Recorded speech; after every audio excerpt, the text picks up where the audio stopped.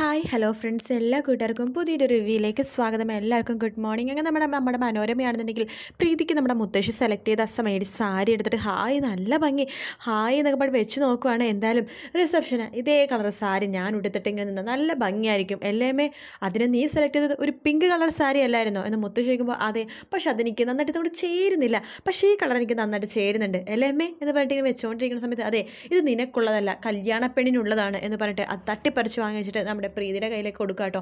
ആ സമയത്ത് നമ്മുടെ മനോരമ പറയേണ്ടത് ഇത് ഞാൻ എടുത്താൽ എന്താ കുഴപ്പം, ഇതേ കളർ സാരി തന്നെ ഞാൻ എടുക്കും.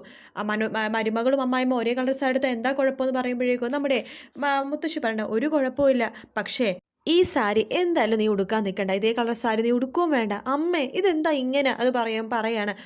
അവളെ മാത്രം പൊക്കി നിർത്താൻ വേണ്ടിയിട്ടുള്ള അടവായിരിക്കും തള്ളാടെ എന്നൊക്കെ ഇങ്ങനെ മനസ്സിലിങ്ങനെ വിചാരിക്കുക കേട്ടോ. അതിനുശേഷം തന്നെ നമ്മുടെ അഞ്ജലി അങ്ങോട്ടേക്ക് വരുന്നുണ്ട്. അഞ്ജലി പറയുന്നുണ്ട്, ഷോ ഈ കുഞ്ഞിനെ ഇതുവരെ വിളിച്ചിട്ട് കിട്ടുന്നില്ല മുത്തശ്ശി, എവിടെ പോയോന്തോ, ഒരു അർജൻറ്റ് മീറ്റിംഗ് ഉണ്ട്, പോയിട്ട് പെട്ടെന്ന് വരാതെ പറഞ്ഞിട്ട് പോയതാ, ഇതുവരെ വിളിച്ചിട്ട് കിട്ടുന്നുമില്ല, വിളിച്ചിട്ടാണെങ്കിൽ എടുക്കുന്നുമില്ല, മെസ്സേജിന് റിപ്ലൈയും തരുന്നില്ല, എന്ത് ചെയ്യണമെന്ന് അറിയില്ല മുത്തശ്ശി എന്നൊക്കെ.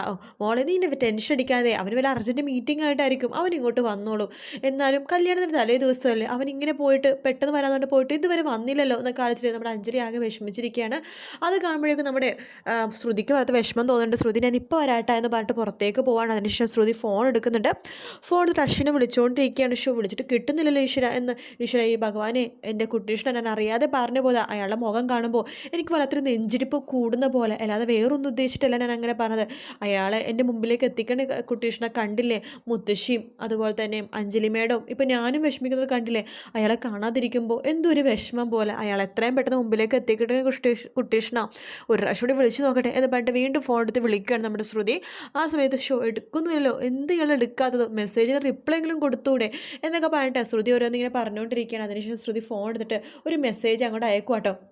സർ ക്ഷമിക്കണം, രാവിലെ അങ്ങനെയൊക്കെ പറഞ്ഞതിൽ വല്ലാത്ത ബുദ്ധിമുട്ട് തോന്നുന്നുണ്ട്, ഞാൻ അങ്ങനെ ഉദ്ദേശിച്ച് പറഞ്ഞതല്ല സർ. സാർ എത്രയും പെട്ടെന്ന് ഇവിടെ വരണം, എല്ലാവരും ഭയങ്കര വിഷമത്തിലാണ്, സാർ എത്രയും പെട്ടെന്ന് വരണേ സർ.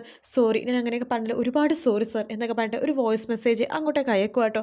ഈശ്വര കാണുന്നില്ലല്ലോ ഈ ഭഗവാനെ, എൻ്റെ കുട്ടീഷ്ണ എത്രയും പെട്ടെന്ന് അശ്വിൻ സാറിൻ്റെ എൻ്റെ കൺമുമ്പിൽ എത്തിക്കണേ എന്ന് പറഞ്ഞിട്ട് ശ്രുതി കണ്ണടച്ചിങ്ങനെ പ്രാർത്ഥിക്കുക കേട്ടോ. അപ്പോഴുണ്ട് നമ്മുടെ അശ്വിൻ തൊട്ട് പുറകിൽ ശ്രുതിനെ വരുന്നത്. ശ്രുതി ഇങ്ങനെ പ്രാർത്ഥിക്കണ കാണുമ്പോഴേക്കും അശ്വിൻ ശ്രുതിനെ തന്നെ നോയിക്കൊണ്ടിരിക്കുക കേട്ടോ. പെട്ടെന്നാണ് ശ്രുതി തൻ്റെ അടുത്ത് ആരും വന്ന് നിൽക്കുന്ന പോലെ ശ്രുതിക്ക് തോന്നുന്നത്. ശ്രുതി പതുക്കെ തിരിഞ്ഞ് നോക്കുമ്പോഴേക്കും അവിടെ അശ്വിൻ നിൽക്കുക കേട്ടോ. അശ്വിനെ കാണുന്ന ശ്രുതി ആകെ അന്താളിച്ച് നിൽക്കുകയാണ്. കുറേ നേരം ശ്രുതി അശ്വിൻ ശ്രുതിനെയും ഇങ്ങനെ നോക്കിക്കൊണ്ടിരിക്കുകയാണ്.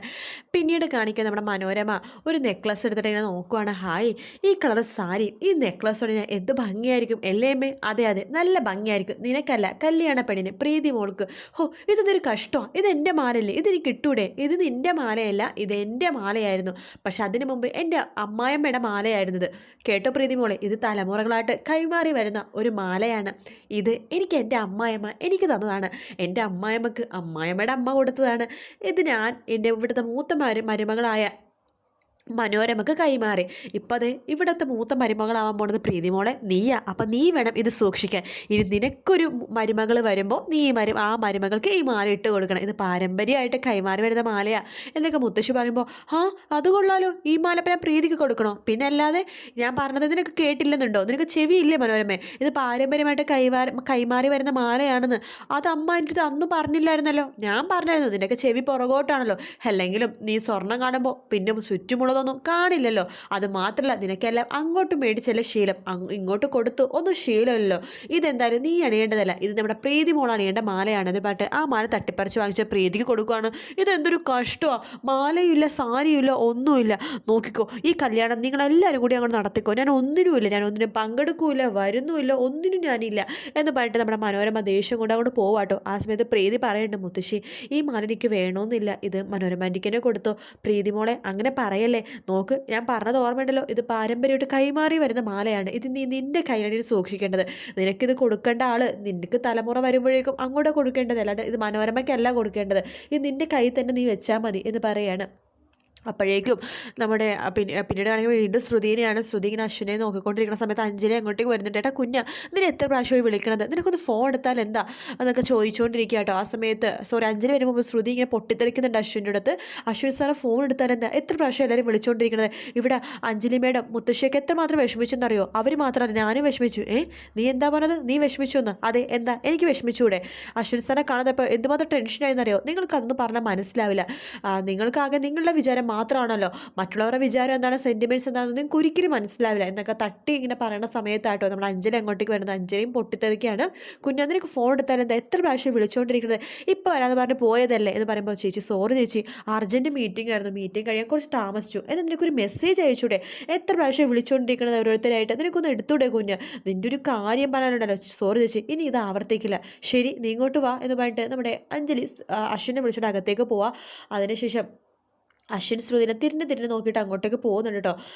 ശേഷം ശ്രുതി നേരെ റൂമിലേക്ക് പോകുമ്പോഴേക്കും നമ്മുടെ പ്രീതിയുടെ കയ്യിൽ മാല കാണുവാണ്. ഹായ് ചേച്ചി, ഇത് അടിപൊളി മാലയാണല്ലോ, ഈ മാല ചേച്ചിക്ക് നന്നായിട്ട് ചെയ്യേണ്ട. മുത്തശ്ശി, ഇത് മുത്തശ്ശി ചേച്ചിക്ക് സമ്മാനിച്ചതാണോ? അതേ ശ്രുതി മോളെ, ഈ മാല ഇത് പാരമ്പര്യമായിട്ട് കൈമാറി വരുന്ന മാലയാണ്. ഇനിയിപ്പോൾ ഇവിടുത്തെ മൂത്ത മരുമകൾ പ്രീതിയല്ലേ, ആ പ്രീതിക്കായി മാല. കൊള്ളാൻ ചേച്ചി, നന്നായിട്ടുണ്ട്. ശ്രുതി, നീ വെറുതെ ഇരുന്നേ, ഈ മാലയുടെ പേരിൽ ഇപ്പോൾ ഒരു ബഹളം നടന്നേ ഉള്ളൂ. എന്ത് ബഹളം? മനോരമാൻ്റെ ആയിട്ട്. ഓ, അതൊന്നും സാരമില്ലെന്നേ, മനോരമയുടെ അതൊക്കെ ഞാൻ മാറ്റിയെടുത്തോളാം എന്ന് മുത്തശ്ശി പറയണം. അവളൊരു ഗതിക്കാരിയാണ്, അവൾക്ക് ഇങ്ങനെ പുറമെ കാണിക്കുന്നത് മാത്രമേ ഉള്ളൂ, ഉള്ളിലൊന്നുമില്ല എന്നിങ്ങനെ പറഞ്ഞുകൊണ്ടിരിക്കുകയാണ്. അതിനുശേഷം കാണിക്കണം നമ്മുടെ മുത്തശ്ശിയും മനോരമയും അതുപോലെ തന്നെ പ്രമീളയും കൂടിയിട്ട്, അതായത് അമ്മയൊക്കെ കൂടിയിട്ട് ചായ കുടിക്കുകയാണ്. ആ സമയത്ത് നമ്മുടെ മുത്തശ്ശി പറയേണ്ടത്, സോറി കേട്ടോ, നിങ്ങളുടെ ആചാരം അനുസരിച്ച് കല്യാണം ഒന്നും നടത്താൻ പറ്റില്ല, എല്ലാം ഇവിടുത്തെ ആചാരം അനുസരിച്ചല്ലേ നടത്തുന്നത്, നിങ്ങൾക്കതിൽ വിഷമമുണ്ടോ? ഞങ്ങൾക്കതിൽ വിഷമമൊന്നുമില്ല, പ്രീതിമോളുടെ കല്യാണം ഒരു പ്രാവശ്യം ആചാരമൊക്കെ ഇത് നടത്തിയിട്ട് നടത്താൻ പോയതാണല്ലോ, എന്നിട്ട് എന്തായി, ഞങ്ങളെല്ലാവരും വിഷമിച്ചിരിക്കുകയായിരുന്നു. ആ സമയത്താണ് ഇങ്ങനൊരു ആലോചന വന്നത്, ഇത് നമ്മുടെ ഭാഗ്യമാണല്ലോ എന്നിങ്ങനെ പറയുകയാണ്. ആ സമയത്ത് നമ്മുടെ മുത്തശ്ശി പറഞ്ഞേ, ഇവിടുത്തെ പിള്ളേരുണ്ടല്ലോ, അശ്വിനും അതെ ആകാശം അതെ, രണ്ടും പാവങ്ങളാണ്. അശ്വിനാണെങ്കിൽ ആകാശം എന്ന് വെച്ചാൽ ജീവന്, അവന് വേണ്ടി എന്ത് വേണമെങ്കിലും ചെയ്യും. കണ്ടില്ലേ, മനോരമയെ കല്യാണത്തിന് സമ്മതിക്കാണ്ട് നിന്നപ്പോൾ നമ്മുടെ അശ്വിൻ്റെ ഒരു വാക്ക് കൊണ്ടിട്ടാണ് മനോരമ സമ്മതിച്ചത്. അതാ അവൻ ആകാശിന് വേണ്ടി എന്ത് വേണമെങ്കിലും ചെയ്യും. നിങ്ങൾ വിഷമിക്കുമെന്ന് വേട്ടോ, നിങ്ങൾക്ക് ടെൻഷൻ ഉണ്ടെന്ന് എനിക്കറിയാം, മനോരമയുടെ കാര്യത്തിൽ അവളുടെ കാര്യത്തിൽ ഞാൻ ഉറപ്പ് തരാം, അവളൊരു പാവാണ്. അഥവാ അവളെന്തെങ്കിലും പ്രശ്നം ഉണ്ടാക്കിയാൽ തന്നെ ഇവിടെ ഞാനും അഞ്ജലിയും ആകാശും അശ്വിനും ഒക്കെ തന്നെയില്ലേ, മോഹനൊക്കെ ഇല്ലേ, പിന്നെ നിങ്ങളെന്തിനാണ് വിഷമിക്കണത്?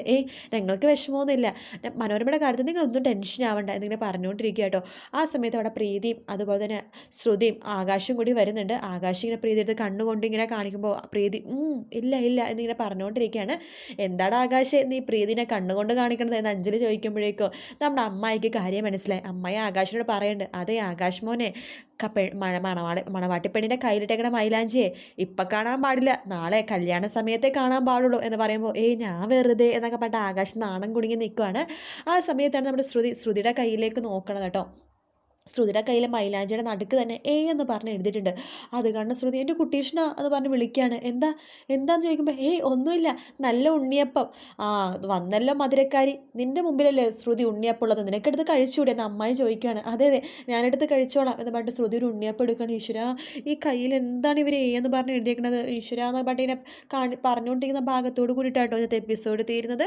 വീഡിയോ ഇഷ്ടപ്പെട്ടെങ്കിൽ ലൈക്ക് ചെയ്യുക, സബ്സ്ക്രൈബ് ചെയ്യുക, കമൻറ്റ് ചെയ്യുക. മറ്റൊരു വീഡിയോ ആയിട്ട് വീണ്ടും കാണാം. Take care, bye bye.